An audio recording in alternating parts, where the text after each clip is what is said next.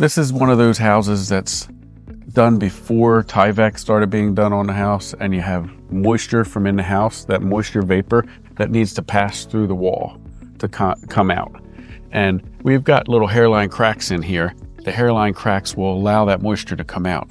And places down here where somebody's caulked them, it doesn't come out. So essentially, then you start having chipping and peeling everywhere.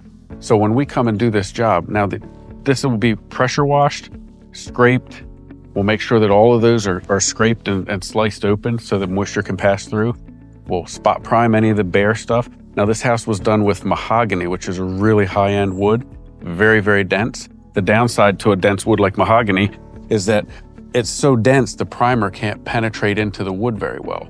So you end up with primer that's bonded as best as it can be to that very dense hard wood, and then you come over top of it. So it's not a perfect scenario for primer to bond. Now, we'll look into a couple different primers that we can use besides the standard oil-based primer. There's some primers that are a little bit thinner, or maybe you can cut it a little bit to get it to bond better.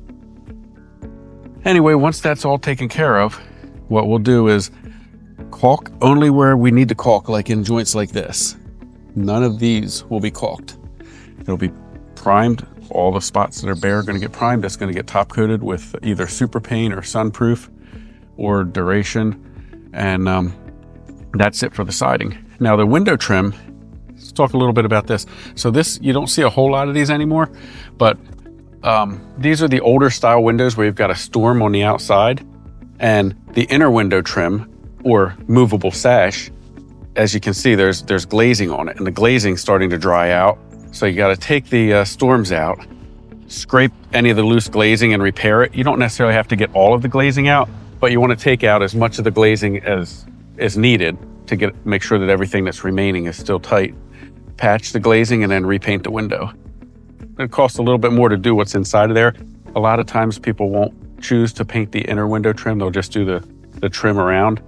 We're going to give them options for both, and it doesn't really matter to us whether they do it or not.